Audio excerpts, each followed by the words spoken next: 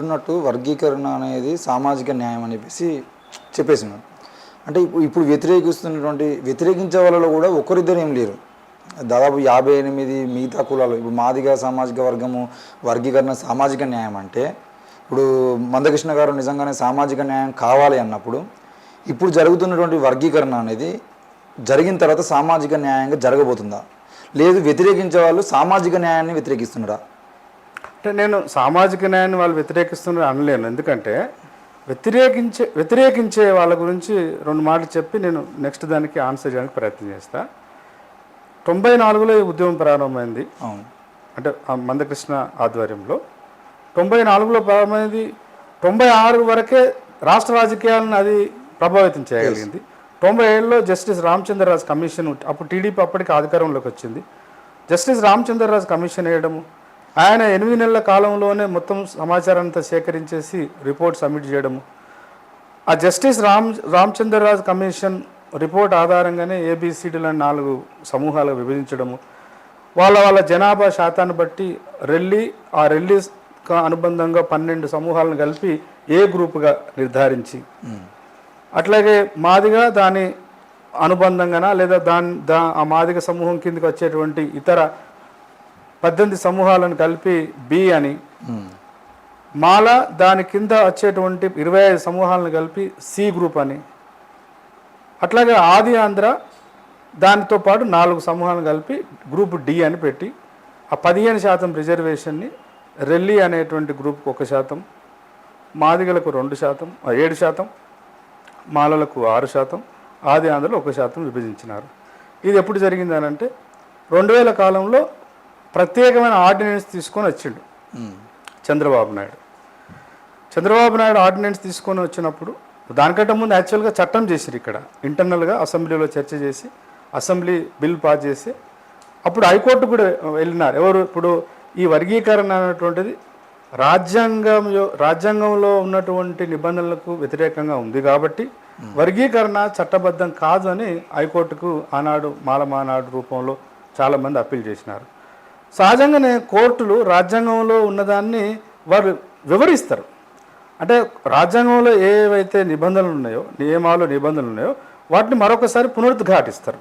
అట్లా అది కోర్టుకు పోయింది. ఇక్కడ కోర్టుకు పోయిన తర్వాత మళ్ళీ అప్పటికి ఆయన కన్సల్టెంట్ చేయడం, లీగల్ ఎక్స్పర్ట్స్ని చేసి లాస్ట్కు రాజ్యాంగంలో ఆర్టికల్ 341 అనేది ఒక ప్రత్యేకమైనటువంటి ఒక ఆర్టికల్ ఉంది, షెడ్యూల్ కులాలకు సంబంధించినటువంటిది.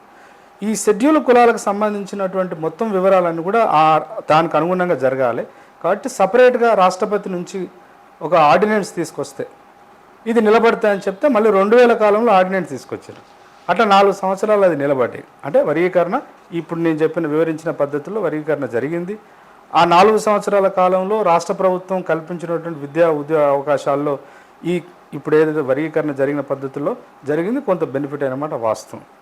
తర్వాత ఇప్పుడు నేను ఇందాక ప్రస్తావించినట్టు మాలమానాడు సంఘాలుగా కావచ్చు, ఓవరాల్గానే రాజ్యాంగంలో ఉన్నటువంటి అవకాశాలు రాజ్యాంగంలో ఉన్నదానికి రాష్ట్ర ప్రభుత్వాలు చేసేదానికి చాలా భిన్నంగా ఉందని కోర్టు పోవడం ద్వారా 2004లో సుప్రీంకోర్టు ఈ ఆర్టికల్ 341 ప్రకారము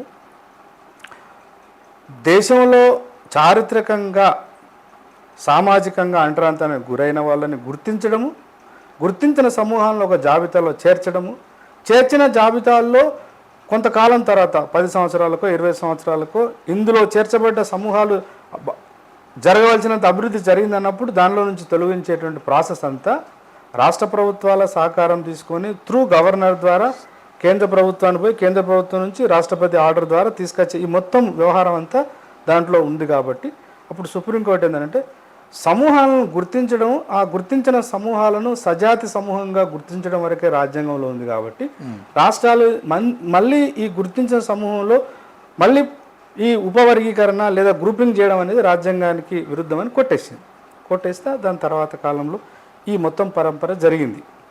సరే, ఎప్పుడైతే 2004లో సుప్రీంకోర్టు జడ్జిమెంట్ వచ్చిందో ఆంధ్రప్రదేశ్లో అమల్లో ఉన్నటువంటి వర్గీకరణ రద్దయింది. 1976, 1994లో వచ్చినటువంటి హర్యానా, పంజాబ్ది కూడా కొట్టుడిపోయిన తర్వాత మళ్ళీ 2006లోనే పంజాబ్ సుప్రీంకోర్టును ఆశ్రయించింది. 2006లో ఆశ్రయిస్తే 2010 నుంచి చర్చ జరిగి 2020లో దాని మీద ఒక 5గురు ధర్మాసనం ఒక జడ్జిమెంట్కి వచ్చి వాళ్ళు నిర్ణయించింది ఏంటంటే 2004లోనే దీన్ని కొట్టేసింది 5గురు న్యాయమూర్తుల ఆధ్వర్యంలో జరిగింది కాబట్టి దీనిని తీర్పు ఇవ్వాలంటే ఇంకా పై స్థాయి బెంచ్కి వెళ్ళాలని 7గురు ఉన్న న్యాయమూర్తుల బెంచ్కి రెఫర్ చేసినారు. రెఫర్ చేయడం ద్వారా మొన్న వచ్చినటువంటి జడ్జిమెంట్ ఆ 7గురిలో ఒక్కరు డిఫర్ అయినారు. 6గురు ఇది రాజ్యాంగంలో ఉన్నటువంటి article 14 sub class 4, article 16 sub class 4 ప్రకారము దేశంలో ఉన్నటువంటి లేదా ఆయా రాష్ట్రాల పరిధిలో ఉన్నటువంటి అంటరానితనానికి గురైన సమూహాలు కావచ్చు, సామాజికంగా విద్యాపరంగా వెనుకబడ్డటువంటి సమూహాలను సమాజంలో సమానత్వంలో భాగంగా వాళ్ళని ముందుకు తీసుకెళ్లాలంటే ప్రత్యేకమైనటువంటి వసతులు కల్పించే స్వేచ్ఛ ప్రభుత్వానికి ఉందని ఏర్పరిచిన వాటికి అనుగుణంగానే వీళ్ళని ముందుకు తీసుకురావడం కోసం ఆర్టికల్ 15, ఆర్టికల్ 16 వెసులుబాటు కలిగించినప్పుడు అదే ఆర్టికల్ని మరింత మెరుగైన ఆర్టికల్స్గా దానిలో కొంత మార్పులు తీసుకొచ్చి రాష్ట్ర ప్రభుత్వాలే కేటాయించినటువంటి అవకాశాలను పంపిణీ కూడా ప్రజాస్వామికంగా చేయడానికి వాటిని వాడుకొని చేయవచ్చు. ఆర్టికల్ 341తో సంబంధం లేదని మొన్న వచ్చిన జడ్జిమెంట్ యొక్క సారాంశం తమ్ముడు.